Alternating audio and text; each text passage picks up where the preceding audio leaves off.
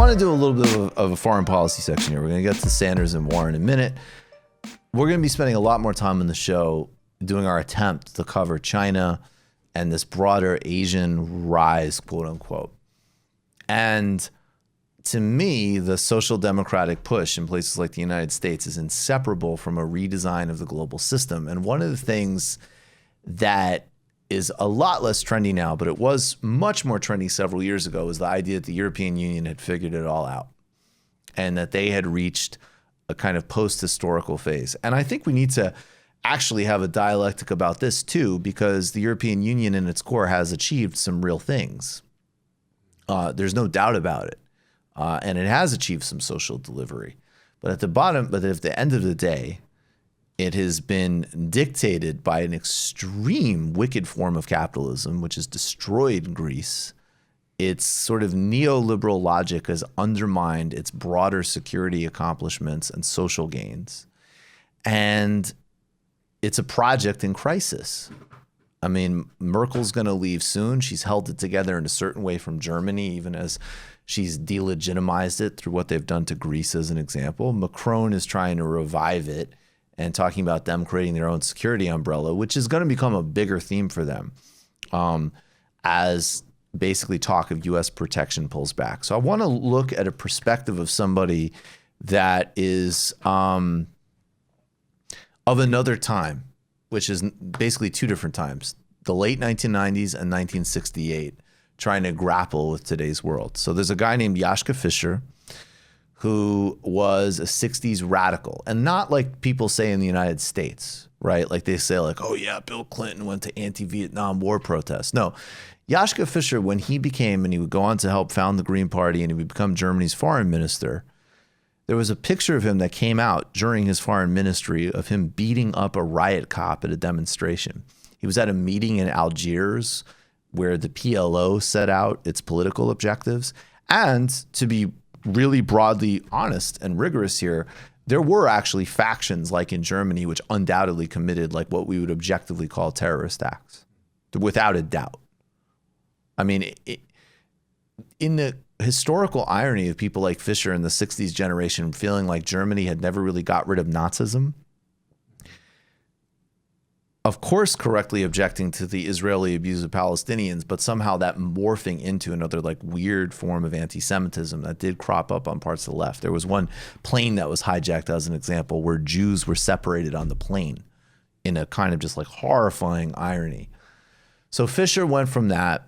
In the 80s, he got involved in the Green Party. And then by the 1990s, he teamed up with Gerhard Schroeder for a neoliberal, trendy government in Germany that did some good things on the environment, slashed the social safety net, and then, in an incredible irony, was the first external deployment of German forces when they participated in the NATO bombing of Kosovo. And now he's a global political consultant, and he works advising pipelines and various energy companies and other people on communication strategy and sustainability, including BMW. And this is a speech that he gave recently at a Swiss, I think it's UBS, I want to say, about Europe and populism. And I wanted to talk a little bit about, because I think this guy's history is actually really fascinating. I mean, he's definitely led like multiple lives that tell like the broader story of Germany and even Europe in some ways as a whole. But this is also like somebody that people who still want to hold Europe together are looking to strategically to give them a roadmap. And Europe, for all of its failings, you're still talking about an unbelievable amount of wealth and cultural and economic power, and still the highest standards of living on the planet. So it's something we need to be attentive to as well. I think, which clip is this? Is this the first, or is this the one? This is the first one, but it's later in the clip. Okay, this is Joschka Fischer kind of talking about why it's the economy, stupid, isn't sufficient. What's really the outcome? What? Pause it. I apologize in advance. German people really do have funny voices. I think we just need to be real about this and push forward. A great tribute to Joschka Fischer. Great tribute to Joschka Fischer. Compared to the 30, populism has not any longer the strategic capability to develop a strategic alternative perspective. They don't have that. That's good. And if I look to the recent European elections, before the election I was very pessimistic, because there was a threat that the populists could really make it to the majority or close to the majority. The outcome was great. And the populists realized that they were defeated at the ballot box. I think Europe has a great opportunity since the recent European elections. I'm pretty optimistic. We have to address the big issues. In which society we want to live in the 21st century. We have to protect ourselves, and we must do everything not to be disconnected from the digital revolution. It's not important that we are number one, but we must be technologically in the leading group. That's a must. Otherwise, we would be doomed. So these are the challenges that need to be addressed. What's the future of our democracy? One negative element. It was said that migration plays a key role. Well, I look to the development of mankind. Mankind is still growing. Africa will tremendously grow and in the future. Many existing states are very unstable and inefficient in meeting the needs of their population, especially of the younger population. So we will be under pressure. Don't fool yourselves. We will continuously be under pressure, and this will, on the one hand, need some harsh measures.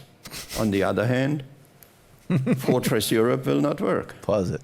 So what I wanted to convey, I mean, he talks also later in the clip, but we'll shorten it, about how Europe needs to have an ethos and it can't just be, it's the economy, stupid. We'll get to the second clip in a second. But I think that's really interesting, that dual position, because he's kind of right that, like, look, the populists operate in the same framework at the end of the day. They're not questioning the fundamental governing structures, which is capital, right? But then neither is he. And then immediately he's pivoting to an acquiescing on quote unquote harsh measures on migration, and isn't even talking strategically about debt relief, about a new foreign policy that could not contribute to those crises and problems, right? So that's the kind of dual position that centrists are in. Some of his own diagnosis of how they don't have a new strategic perspective is precisely the problem with what he and others have on offer. Let's play one more clip where he talks about being caught in between Silicon Valley and China. Now, his comments on China, I think, are very essentializing. And again, I'll keep saying we need to have a much more sophisticated talk about China. At the same time, I'm not going to indulge people's fantasy life that China, like somebody just quit on Patreon because we were doing Cold War propaganda about China. Now, I don't know what kind of things people convince themselves about the nature of this country. And I'm talking including to people who I talk to who look at China really favorably. No one who's serious or remotely credible would deny Chinese human rights abuses, like the concentration camps of the Uyghurs, or some of the potential enormous harms in their foreign policy, as well as opportunities. But what's interesting here is that he also calls into question, from a European perspective, Silicon Valley in the same breath, in a way that's interesting. Based on the digital revolution. We shouldn't wait until the consequences will be experienced. This is a debate which must happen in the academic circles, in the public, in politics today. When I studied carefully what's going on in China with its authoritarian system, I was fascinated. But on the other side are the giants of the West Coast, the tech giants, the so-called hyperscaler, are they democratically more reliable? Can we really think that way? Or is there not a challenge from both sides for us? A very fundamental challenge. Pause it. That's the part I'd actually say is potentially more encouraging, because the Europeans already are way ahead in terms of privacy and digital rights. And if what he's talking about with this constant talk of they need to develop their own digital strategy includes greater transparency and democracy on the internet, that could be a positive thrust of what he's talking about. But there's a lot of dead, stuck in the past thinking here. Well, I think that's exactly what it is. I mean, it's a really interesting talk actually to go through, because you start to see it's like they are realizing the tensions in society, and where the right-wing populist movements, especially in Europe and in the United States, are hitting on those same things, but none of them really are addressing the fundamental issues at the end of the day. It's really interesting too. I just think people who might be confused by this, populism is such a murky word in the first place. In Europe, it really has a negative connotation. It's very much associated with fascism and like Le Pen. But it's also interesting too to look at more like the kind of philosophical debates between Lockean philosophy, like Jean Locke versus Rousseau. And like the role of democracy, where like the centrist kind of politics very much is like looking at the institutions that govern and control, society as being, inherently good, and important outside of like the democratic will, while there's more of like, I think at least the politics that I more subscribe to, more the Rousseauian view, which is like we need to incorporate the people and like the democratic will, like the people's will is the most important thing. And we are seeing across the world like a real tension between those two ideologies, right?